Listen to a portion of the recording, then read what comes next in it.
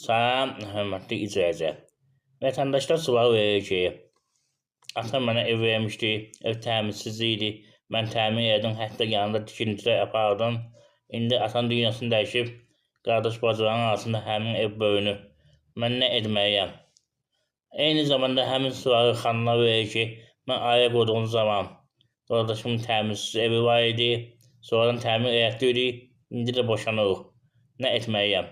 Bundan əvvəl vəsait sual verir ki, bizim vəsait payımız hansı halda ləğv oluna bilər? Bütün bu suallara mən hüquqşünaslar Seyidzadə aydınlıq gətirəcəm, hörmətli icrayıcı. Kimə maraqlısa video sonuna qədər baxsın. Əgər fərdi qaydada məsələ istəyirsiniz, qeyd olunan telefon nömrəsini əlaqə saxlaya bilərsiniz. Normalda YouTube kanalına abunə olan şəxslərsiniz.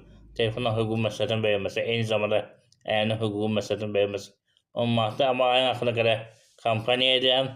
Kimin gücünə çatdı, ödəniş edək, məsləhət ala bilər. Məqsəd ondan ibarətdir ki, mən özüm əl arabasında olduğuma görə əvvəlsini yer açıram, əl işlərini satmağa və hüquqi məsləhəti verməyə. Ona görə iyanə yığıram, hörmətli icrayıcı. Bir də siz əgər baxdığınız videoda faydalandınızsa, imkan daxilində qeyd onu kart nömrəsinə iyanə edin. Bəyəni keçən mövzu, hörmətli icrayıcı. Videonu bəyənin və kanala abunə olun, daha çox şəxs bilsin. Bəyənin keçdiyim mövzu.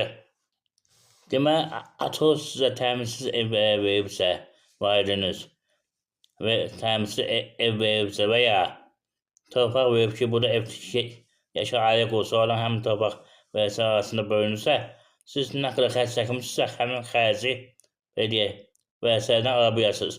Neçə vəsait varsa, olan arasında bərabər bölünür. Məsəl üçün, 40 min xərc çəkmişsinizsə, 5 nəfər vəsait varsa, 5 nəfərin arasında bölünür, hörmətli icrayıcı.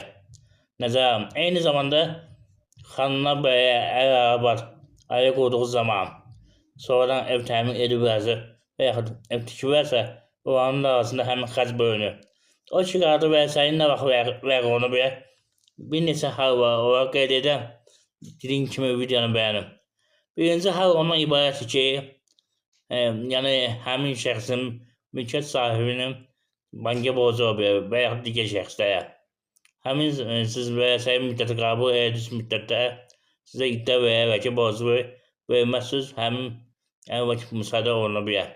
Bir məsələ bu, nəzərəm, hörmətli icrayıcı. Digər məsələ də var.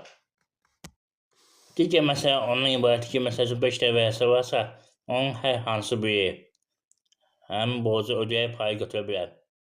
Nəzərəm, hörmətli icrayıcı.